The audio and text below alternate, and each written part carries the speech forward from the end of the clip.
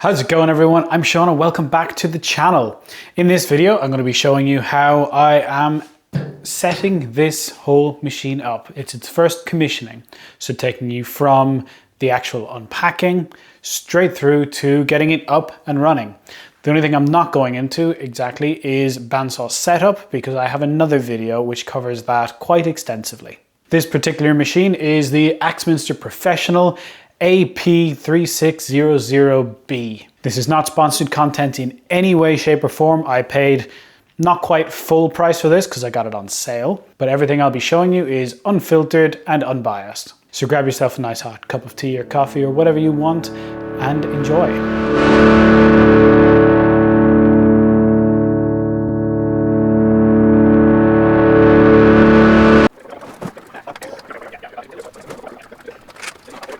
We start with delivery, and of course it was a fun one. The bandsaw was just that little bit too tall. Couldn't quite get it in the door, so it had to be unpacked outside. You will have seen this footage from my workshop moving in video, but may as well reuse it here.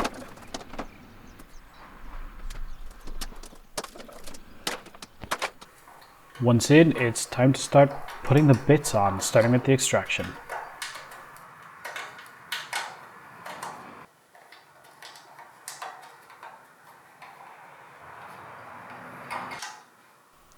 Having this side port is actually quite a nice addition, should help quite a bit with the extraction. A lot of bandsaws only have the lower port, which just takes out dust from the bottom of the lower wheel and misses quite a lot of the dust where it's actually being produced at the blade.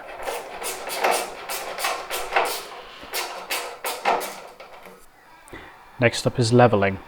I'm not entirely sure how much of a difference this will make to a bandsaw, but I know it's good to level other things like engineer's lathes, and it can't hurt.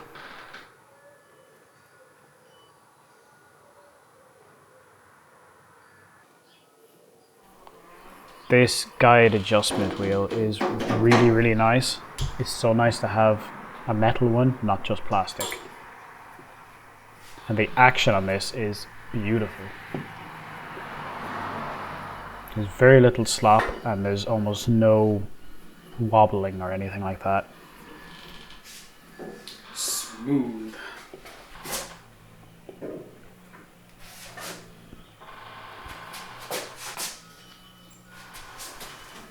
Next up, the bed. This was an absolute pain to do. First of all, it weighed a ton, and then just holding it, trying to screw it in. This part wasn't, I guess, the worst, but adjusting this was really awful. These bolts are in such an awkward place and it's such an awkward way to mount the bed. Saying that, it is a very good solid connection, and now that it's set up, I'm very happy with it.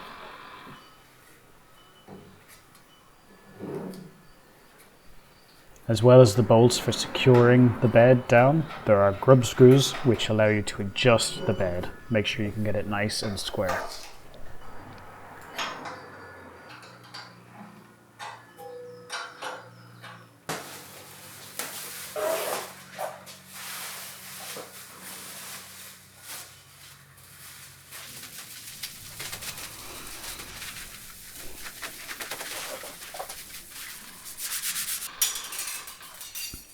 Undoing bandsaw blades.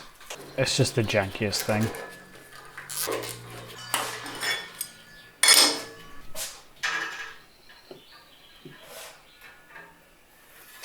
Getting the blade onto this bandsaw was a little bit strange, just coming in from the side like that. It's not a big thing, I just find it a bit weird. This must be one of the least elegant jobs to have to do in a woodworking shop. Just chucking a bandsaw blade onto it.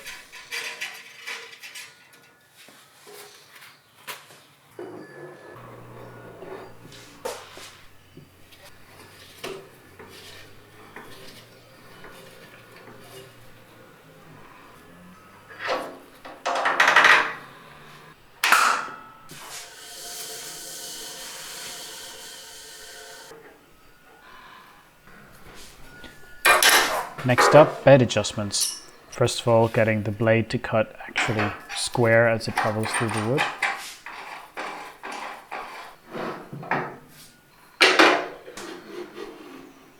Much better.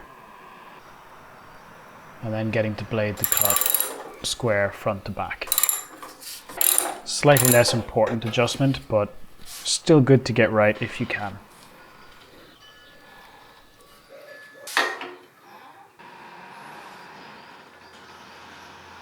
Nice.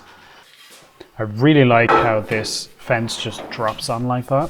It makes it really, really quick and easy to just pick it up and take it off if you ever need to. Here I'm making adjustments so that the fence lines up as close to perfectly as I can get it with the T-slot.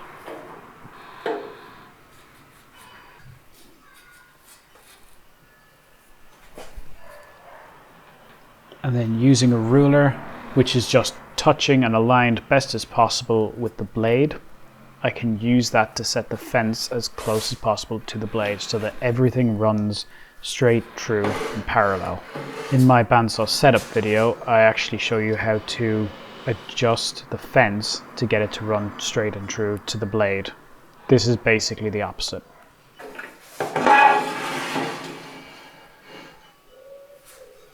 Next up is setting the scale. I move the fence as close to the blade as I can possibly get it to effectively get it to set to 0. And then I'm lining up the scale so that the 0 is in line with the little tab. And then simply stick it down, lining up the 0 on the scale with the 0 that I've just drawn onto the bar, or whatever that piece is.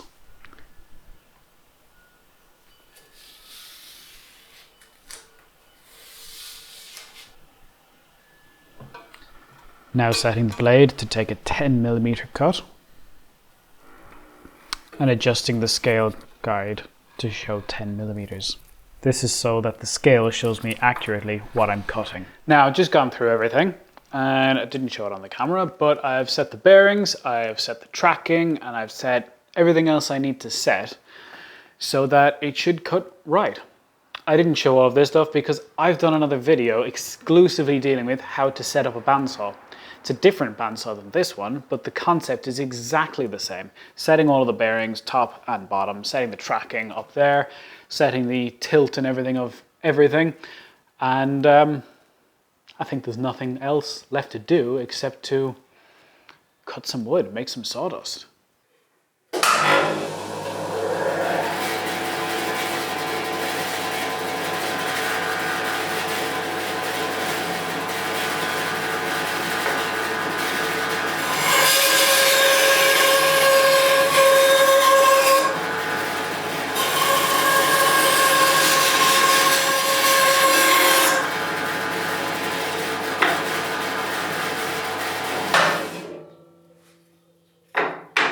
And with those first few cuts, it's basically set up, it's ready to go. And yeah, first impressions straight out of the box, as it were. I think it's great. I think it's really, really nice. There are a couple of little nuisances, mainly to do with the bearing adjustments. The thrust bearing, I don't like the way it adjusts there with an Allen key. I just don't like having to use an Allen key with that altogether. So I'm probably going to figure out some kind of a system, probably like a long thumb nut or so that I can adjust that on the fly a bit easier. And the same with the entire bearing housing kind of carriage back here. It's currently in there with 2 grub screws, which again I think is a little bit silly and a little bit annoying, so I'm going to swap them out for some thumb screws as well. Very, very straightforward things. The fence I find is slightly janky. When you engage it, it moves just a little bit, and I don't really like that. I think that's going to bother me as I go forward. I'll figure something out for it, or I might just live with it. I mean, who knows? It's not that big of a deal. Another real pain in the ass with this machine is how you adjust the table, how you adjust the angles of it and everything underneath. Now that it is set, I expect not to ever have to adjust it again, which is great because it was a bit of a pain in the butt. I had to tilt the whole table to 45 degrees to be able to get at the nuts and loosen them. to adjust them a little bit and guess effectively. Put it all back together, lock it all down, and then test it again with a square. It just felt a little bit unnecessarily awkward.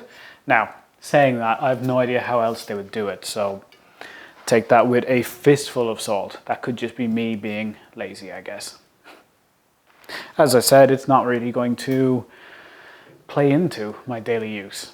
Expect it to set and forget. The actual tilting mechanism is beautiful on it, and it seems to reset to 0 really, really easily.